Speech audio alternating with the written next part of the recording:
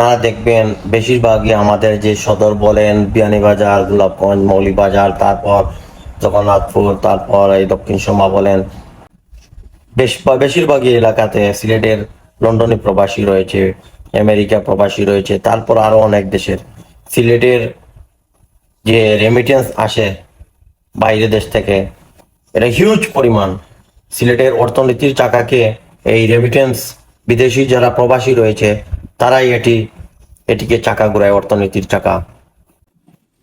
বর্তমান সময়ে বাংলাদেশে খুব একটি দুর্যোগের মোকাবেলা করতেছে যে সাধারণ জনগণ যারা। আমি বিশেষ করে বলবো সিলেটের কথা। সিলেটের যে বর্তমান সময়ে যে বন্যা পরিস্থিতি, বিশেষ করে গোয়াইনঘাট, জৈন্তাপুর এলাকা, তারপর এই যে বোলাগঞ্জ বলেন, যাই বলেন, সব জায়গাতেই বন্যায় মানুষ হাহাকার করতেছে, পানি নিচে তলিয়ে যাচ্ছে সিলেট। এবং বিশেষ করে যে সিলেট শহরের প্রাণকেন্দ্র, এটি কল্পনা করা যায় না। আমরা ছোটবেলা থেকে দেখেছি, কখনো এরকম পানি মুখোমুখি হতে হয়নি সিলেটবাসীকে। সিলেটের যে সব সময় সিলেটের একটি কথা রয়েছে, সিলেটের অলিয়া উলিয়ার 360 উলিয়ার পূর্ণভূমি। সিলেটের এই শাহজালাল মাজারের যে দোয়া রয়েছে, সেই দোয়া অনুযায়ী আমরা এটা মনে করি যে সিলেটের বড় ধরনের কোনো দুর্যোগ হয় না। কিন্তু বর্তমান সময়ে আমরা যে পরিস্থিতির শিকার হতে যাচ্ছি, এটি জন্য দায়ী কারা, কে দায়ী এটার জন্য? বর্তমানে সিলেটের যে মেইন প্রাণকেন্দ্র উপশহর রয়েছে, তারপর ওসমানী মেডিকেলের যে নিচতলাতে দেখলাম পানি, তারপর সিলেটের আরো বিভিন্ন জায়গায়, তালতলা বলেন, যাই বলেন, সব জায়গায় পানির নিচে তলিয়ে যাচ্ছে বাসা বাড়ি। মানুষ, এই জনজীবন বিচ্ছিন্ন হয়ে যাচ্ছে। মানুষ খাবার পাচ্ছে না, মানুষের পানি পাচ্ছে না, মানুষ চলাফেরা করতে পারতেছে না, নিত্য প্রয়োজনীয় জিনিস কিনতে পারতেছে না। দোকানপাট বন্ধ যদি থাকে তাহলে কিভাবে নিত্য প্রয়োজনীয় জিনিস কিনবে? কারণ দোকানের ভিতরেই পানি ঢুকে গেছে অনেকের। এটি অনেক হৃদয় বিদারক দৃশ্য। তো আমি এটি বলতে চাই যে শুনেছি 1000 কোটি টাকার প্রকল্প অনুমোদন হয়েছে সিলেটে। সিলেটে এরকম আরো হাজার হাজার কোটি টাকার প্রকল্প এসেছে, অনুমোদন হয়েছে, কাজও কিছু হয়েছে। আমি বলবো না যে কাজ হয়নি, অনেক কাজ হয়েছে সিলেটে। কিন্তু আমরা কি পারি না? আমি শুনেছি 300 কোটি টাকার অনুমোদন হয়েছে। ভাই, 300 কোটি টাকা কম কথা নয়। বর্তমানে 55 কোটি টাকার অনুমোদনের কাজ চলতেছে। এটা কি ড্রেনেজ ব্যবস্থা? 55 কোটি টাকা কি কম মনে করেন? আপনারা কি পারলেন না যে এই 300 কোটি টাকার যে প্রকল্প যে এসেছে অনুমোদন, সেই অনুমোদন থেকে যে সিলেটের এই যে নদীর সাইড, যে সুরমা নদীর পাড়ে বেড়িবাঁধ দিতে? আমার তো মনে হয় এই 300 কোটি টাকায় হওয়ার কথা, না হওয়ার কথা নয়। যদি সিলেটের আশেপাশে, যে শহরের আশেপাশে যে বেড়িবাঁধগুলি দেওয়া হতো, আজকে এই অবস্থাতে আমরা পড়তে হতো না। বর্তমান সময়ে উপসরবাসী, তারপর তালতলা বলেন, সরাপাড়া বলেন, সব জায়গাতেই পানি থমথমি করতেছে। আরো ঝুঁকিপূর্ণ, আরো আগামীতে যে সময় আসতেছে, আরো অনেক কষ্টের মধ্যে লোকজন পড়তে যাচ্ছে। সিলেটের ভয়াবহ পরিস্থিতির শিকার হতে যাচ্ছে আমরা। আমাদের এই গত 22 সালে বন্যা হয়েছে, এবছর বন্যা হচ্ছে, আগামীতে যে হবে না তা এমন কোনো কথা নয়। আমরা কি পারি না যে এটি এই স্থায়ীভাবে সমাধান করতে? এটিকে কোনো পরিকল্পিতভাবে কোনো কাজ করতে? শুধু আমরা এইখানে 100 কোটি 200 কোটি টাকা আমরা এই অনুমোদন দিয়ে দিলাম, কাজ হয়ে গেল, কিন্তু কাজও হয় না, টাকাও নেই। এরকম কতদিন চলবে? এরকম তো মানুষ, জনসাধারণ এটা মেনে নেবে না, মেনে নিতে পারতেছেও না। বর্তমান সময়ে যে উপশহরে যে বাসিন্দারা, ওরা বিশুদ্ধ পানি পাচ্ছে না, বাচ্চা কাচ্চা স্কুলে যেতে পারতেছে না, দোকানপাট, লোকজন, ব্যবসা বাণিজ্য, শত শত কোটি টাকা লস হচ্ছে। এই লসটা কে দিবে? আপনারাই বলেন, আপনাদের কাছে আমার প্রশ্ন। তো বর্তমান সময়ে এই যে সিলেটের সুরমা নদী, শুনেছি কিছু জায়গা খনন করা হয়েছে। এই কিছু জায়গা খনন করলে কি হবে? এটি সীমানা নির্ধারণ করে, এটি আমি অনেকবার বলেছি যে সীমানা নির্ধারণ না করলে, কোনো শুধু এই বুলডোজার দিয়ে খনন করলেই হবে না। আপনারা এখানে বেড়িবাঁধ দেন উঁচু করে, না হলে সিলেটকে বাঁচাতে পারবেন না। সিলেট আগামীতে আরো ভয়াবহ পরিস্থিতির শিকার হবে।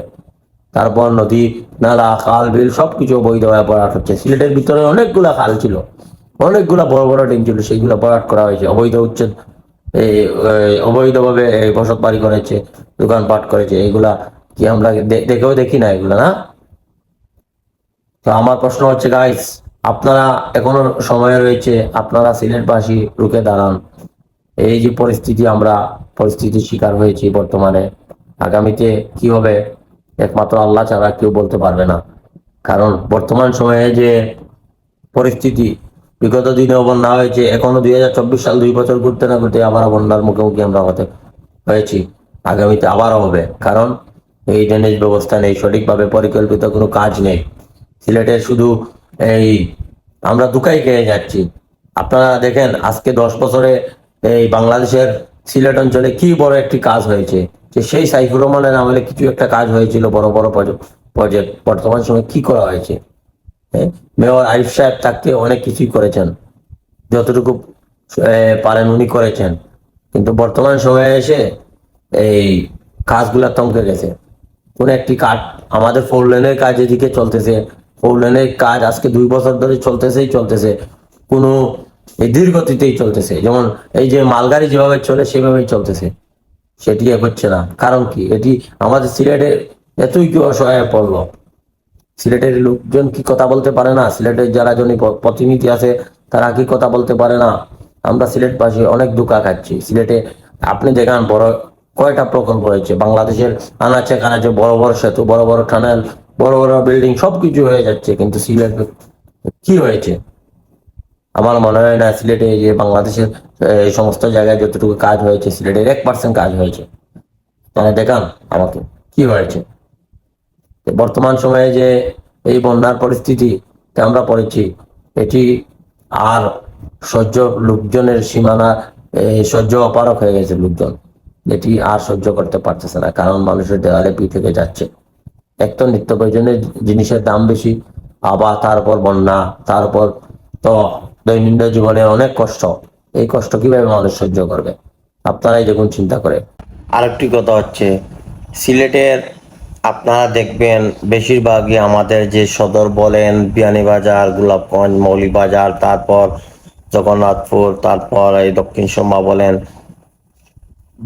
বেশিরভাগই এলাকাতে সিলেটের লন্ডনে প্রবাসী রয়েছে, আমেরিকা প্রবাসী রয়েছে, তারপর আরো অনেক দেশের।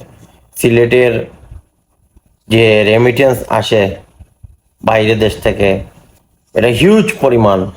সিলেটের অর্থনীতির চাকাকে এই রেমিটেন্স, বিদেশি যারা প্রবাসী রয়েছে তারাই এটিকে চাকা ঘুরায়, অর্থনীতির চাকা। কারণ সিলেটের যদি এই লন্ডনে টাকা না থাকতো, তারপর লন্ডনে বলেন আর আমেরিকান বলেন আর মিডল ইস্ট বলেন, সব জায়গাতে এই রেমিটেন্স যোদ্ধারা ভূমিকা পালন করে যাচ্ছে। তারপরও কি সিলেটের মানুষ কিছু পাবে না এর প্রতিদান? আপনারা যদি চিন্তা করেন একবার, এই রেমিটেন্স যদি 1 বছরের জন্য থমকে যায়, তাহলে সিলেটের অবস্থা কি হবে, দেশের অবস্থা কি হবে? এই রেমিটেন্স যোদ্ধা যারা রয়েছে তারাই এই দেশের চাকাকে ঘুরাচ্ছে, এটা মনে রাখতে হবে আপনাদেরকে। আমি আর কথা না বাড়িয়ে এখানেই আমার ভিডিওটি শেষ করলাম। সবাই ভালো থাকুন, দেখা হবে নেক্সট কোনো এক ভিডিওতে। আল্লাহ হাফিজ।